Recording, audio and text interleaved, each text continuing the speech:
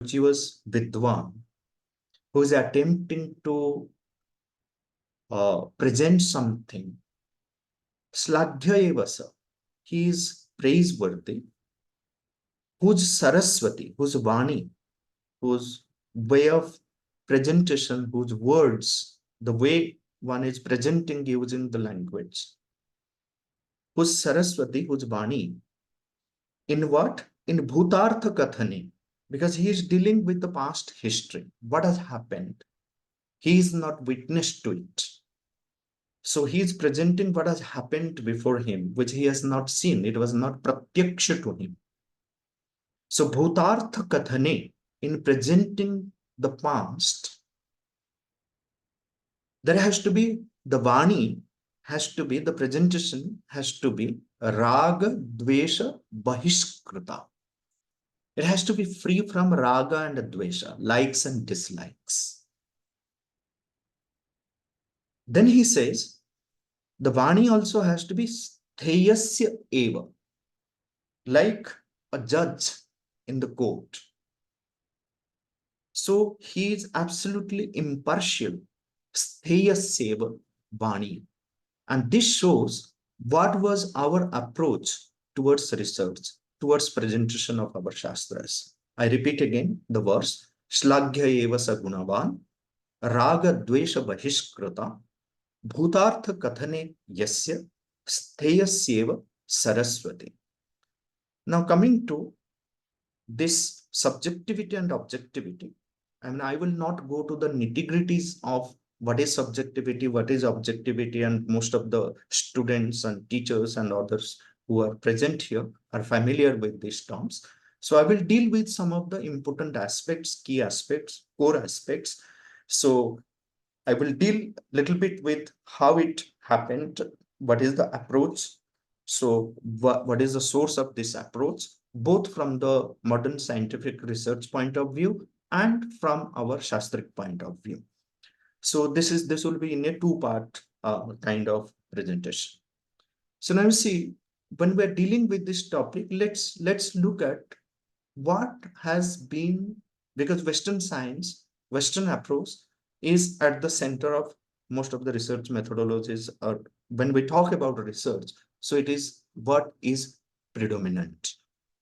Now, Western science, fundamentally, if we look at it, it has tended to separate the world of facts and the world of values. There was the mention of values in the previous talk. So there is a world of facts and there is a world of values, and there is a clear-cut separation by the Western science into this. Not only that, on the basis of this separation, by this process of separation, the Western science also has impoverished human life. And we see it in many aspects of human life. But when we contemplate on Indian philosophy, and please note that the points that I'm raising here, so keeping in the mind, in the background, the subjectivity and objectivity of the research. Now, Indian philosophy has tended to search for truth. Search for truth. Now, mark this word. This is the most important word in connection with when we are talking about research from the Indian knowledge system point of view. Search for truth. And look at, Varakhedeji pointed out few words. So we have here words like Shodha, Bodha, Prabodha, Anusandhan, Tattvanusandhan, Satyanusandhan, and Gaveshana. So if we analyze all these words, the most important word is Tattvanusandhan or Gaveshana, the search for truth. And this search for truth is a natural part of the humanity, which is intrinsic, but it has manifested here in India since time immemorial, so very intensely. So when we look at so therefore, like Shodha is Jnana Pipasa, the search, the aspiration for knowledge, knowing the truth of everything. through an understanding of the non-physical, the world of inner life, this Satyanusandhan. That's why the Atma Jnana was always kept at the center when we created the different system, different shastras, Atma Jnana. So the search for truth, the Tatvanusandhana, was at the center. So this is where the Indian philosophy has tended to search for truth through what? Through an understanding of the non-physical, non-material forces, the world of inner life, uh, uh, ceaseless quest, inexhaustible quest after the facts of Atman, the inner life, and the Paramatman, the all-pervading force, as Sat Chit Ananda. So again, like we will be discussing about um, the components of subjectivity and objectivity, keeping in mind the Shastric injunctions. So there is a beautiful, like, world of facts. So this beautiful verse, beautiful mantra in the Kathopanishad, which says, Paranchi Khani Vyatrunat Swayambhu Tasmat Parang Pashyati Nantaratman Kaschit Dhira Pratyagatmanam Aikshat Avrita Chakshu Amritatvamichan. So it means the self-existent one, the Swayambhu, created the senses. Like, why in our ordinary consciousness, when we are dealing with the world, when we are dealing with ourselves, so the usual tendency is to look outward, be focused on the outward. So this is where it says that the Swayambhu, the self-existent one, created the sense organs with the defect of an outgoing disposition. Therefore, beings perceive outside, but not the Atman within. This is where lies the difference between the drishti. Okay. So this happens to everyone, but at the same time, everyone in the sense, like when we are in the we are more driven by our desire driven egocentric self, outer self. So with this, the senses are affected, the sense organs are with this defect of an outgoing disposition. Therefore, so we perceive outside, but not the Atman within. A certain wise heroic seeker, so kaschit dhira, some dhira, outside, but not the, kaschit dhira. So he doesn't turn his things outside, he becomes conscious and then desiring to achieve immortality, amrutattvam. So he turns inward and realizes the Atman by uh, turning all the senses inward and remaining fixed within the self. So when we look at this particular mantra in the Kathopanishad, we see that there is a drishti bheda. So where one approach is to focus on the outer facts, the world of facts, and one approach is to focus on the inner values. And this is where we find the whole difference between the Western approach and the Indian approach. Now, coming back to the research methodology, which is widely followed in modern universities and research institutions. So where from it is derived? So we all know, all those who have uh, you know being a part of the academia. So every student, every teacher knows that this scientific uh, method, the research methodology which we follow in our researches, usually in the academia. So whether it is in the field of natural sciences, whether it is in the field of social sciences, it is derived from the scientific method conceived by the when we're contemplating on the Western paradigm. So it is, we give the credit to these four great minds like Galileo, we give to Descartes, and we give credit to the Bacon, we give credit to Newton. And these four had four different approaches. Well, Galileo introduced the principles of experimental validity, mathematical analysis, and the objective study of measurable and quantifiable properties of matter, but devoid of subjective factors. So at the same time, Bacon, he refined and systematized these principles, developing a methodology encompassing observation, data collection, classification, tabulation, experimentation, and drawing conclusions for further experiments. So Descartes developed the process of reductionist thinking, breaking down problems into constituent parts and rearranging them logically, while also he also enhanced the mathematical basis of science with tools like analytical geometry. Now Newton came, he synthesized these approaches, merging the empirical inductive method of Bacon with the rational deductive method of Descartes.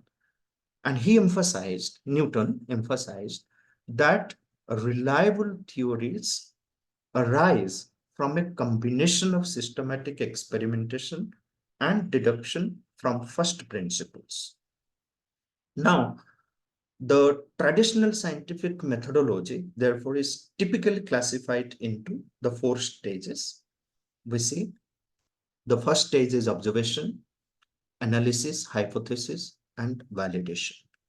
So what is the observation, how things are observed? So it involves the highest possible of objectivity on observing facts, striving for an unbiased, impartial perspective, free from emotional or subjective biases. But the quantum physics suggests that absolute objectivity is an impossibility.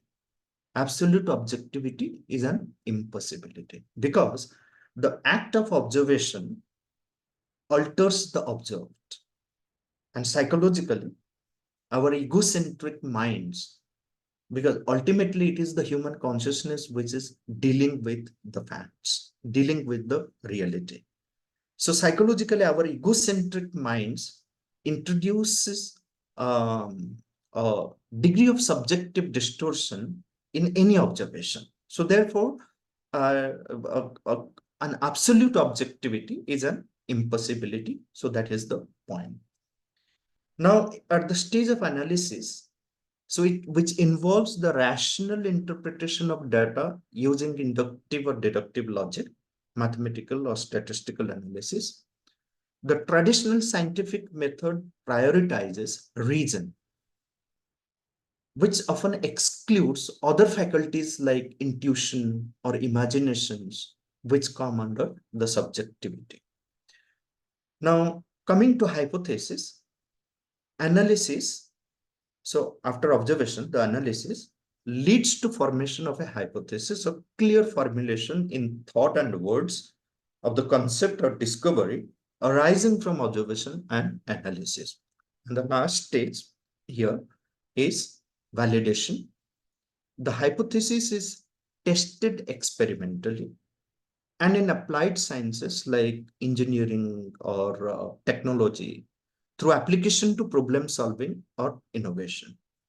Now, experimentation is not always for validation. Sometimes it involves a series of speculations, questions, and possibilities of leading to a definite hypothesis through inductive and deductive logic.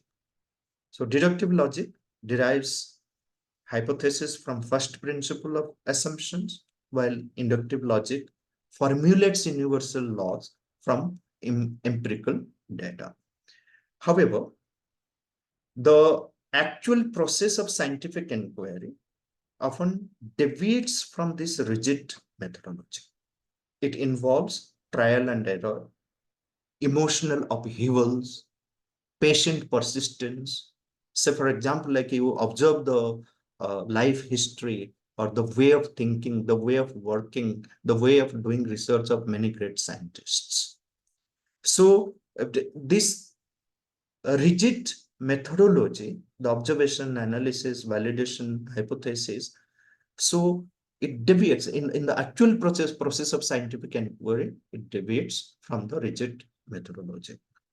Because, as I said, like it involves trial and error, it involves emotional upheavals, it involves patient persistence, it involves success and failure, it involves imaginative flights, and it sometimes involves a chance, like by chance, the result is achieved, a bit of luck, and it also involves a leap of intuition.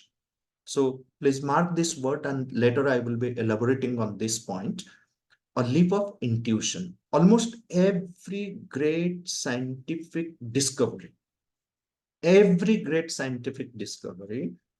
includes a significant intuitive leap. And suppose we focus on this aspect, and then we look at the Indian knowledge system, the knowledge repository, the way the knowledge was created, the way knowledge was disseminated. So we find, so for example, like Ram Manohar Ji will be elaborating more on these aspects when he talks about the Ayurveda research in Ayurveda. But a little experiment by myself, because I give a lot of importance to the different words and their qualities and their gunas and properties of the words. So the Ayurveda text and certain fundamental ideas of Ayurveda, they fascinate me. So now this question comes, uh, say in Ayurveda, we have hundreds of plants and their properties were discovered. And if we contemplate on the plant taxonomy, like how did they give names to the different plants? And sometimes a single plant will have say 10, 15 names. And each name, if we analyze, it describes a property of a plant. So how, the question comes, how so many thousands of years before, the Vaidyas could discover, without sophisticated empirical tools, could discover the exact properties, not a single property, but many properties based on their Swabhava, Prabhava, Rutu, and so many other factors. They could discover the properties of the plants which are working for, which were the basis of the whole Ayurveda medicine, even the medical science, or the, how it has been coming and continuing for several thousands of years. The question is like, how did they discover? So, was it a completely objective research, thus based on the data analysis, based on the facts, or there was something else which was operating behind? So what we discover, so the Rishi Drishti, and in the previous talk also Nagaraj had given this, hinted upon this word on the the Rishi Drishti. So the Rishi's drishti was very different. It is because of the Rishitva, it is because of his tapasya, there was this leap of intuition, which the modern science, the quantum physics, and then many great scientists also, they accept it. And they say that the mere objectivity or all the research, rigid research methodology is not everything about the scientific inquiry or the scientific findings. Now it says that how. So if we look at our Rishi tradition and how the knowledge was created, and then focus on this knowledge, we will find that everything was discovered intuitively. There was this process of intuitive discovery and then presented logically. How logical our presentation, we can see, like the Ayurveda text is the proof, Mahabharata itself is the proof, Ramayana itself is the proof, Bhagavata itself is the proof, the Veda, the content, the way the content of each text is presented, is the like how logically we have presented the knowledge received through the intuitive power.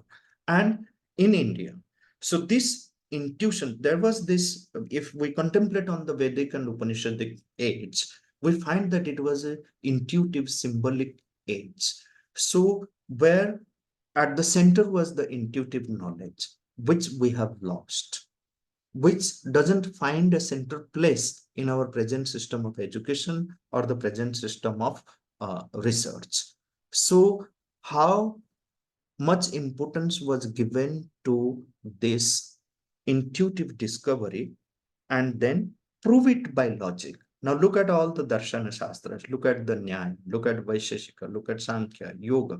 So every Darshana Shastra is trying to prove what was discovered intuitively through a logical means.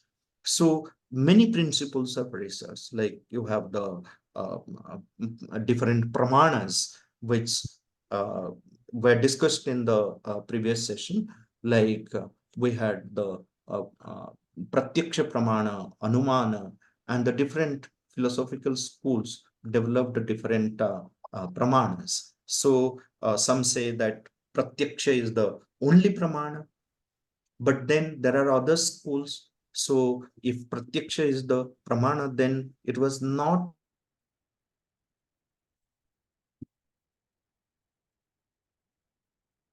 aspect. So there is the drishta.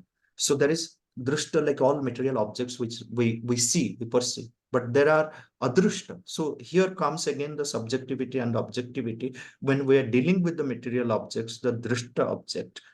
So, and when we are dealing with the adrushta objects, like my experience of sukha and dukkha, papa, punya, so these are adrushta aspects.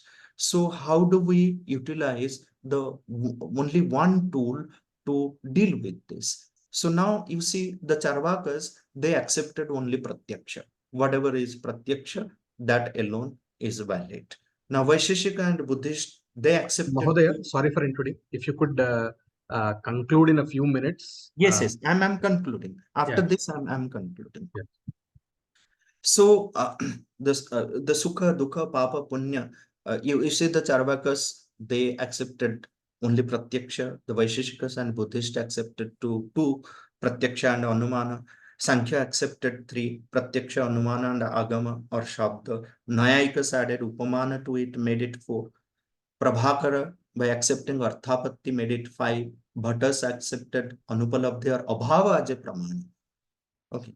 Absence of things. They made it six. Then Aitiha and Sambhava, they were added by the Pauranikas and Parivrajakaas. So altogether, we have 8 different pramanas suggested by the Indian tradition.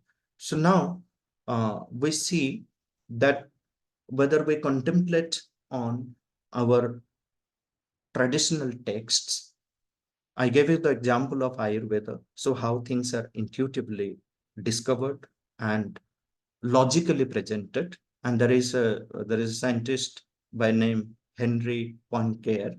He also famously stated that it is by logic we prove, it is by intuition we invent. Logic remains barren without intuition. So now when we are talking about the IKS based research, so where whatever topic we are dealing with, the intuitive knowledge, the symbolic intuitive knowledge which is lost, so that we need to bring into the center stage. The scientific mentality is not exclusive to professional scientists in laboratories. It is a way of thinking applicable to any human activity. And this is evident in the vast knowledge created by yogis, rishis, and intellectuals of the past who used a scientific approach to explore inner worlds of consciousness, contributing to psychological and spiritual development. Modern thinkers, I have uh, a quotation from Ken Wilber, so who recognized the scientific dimension of Indian spirituality and the spiritual approach. He asserts that the disciplines like Vedanta or Zen are experimental in strictly scientific sense. So he notes that to refuse to examine the results of scientific experiments because one dislikes the data so obtained is itself a most unscientific gesture. So the scientific method's strength lies in its emphasis on facts, experimentation, and pragmatic orientation. However, it has its own limitations and weaknesses. Its weakness is an overemphasis on external empirical facts and analytical reason, excluding knowledge domains beyond the senses and reason. And to overcome these limitations, we should retain the essence of the scientific method, but broaden its scope to include faculties like imagination, intuition, emotional, aesthetic, and philosophical intelligence. Research should harness the collective wisdom of humanity. And this is where the Indian knowledge tradition, our rishis, were focused their approach, their way of thinking. So with this, I end my deliberation. If there are questions, I will address to. Thank you. Thank you, Mahodaya. So there is one question. So as IKS researchers, how does one develop intuitive capabilities? Is the question. Tapasya, a discipline, certain spiritual discipline which needs to be followed. Thank you very much, Mahodaya, for your insightful lecture.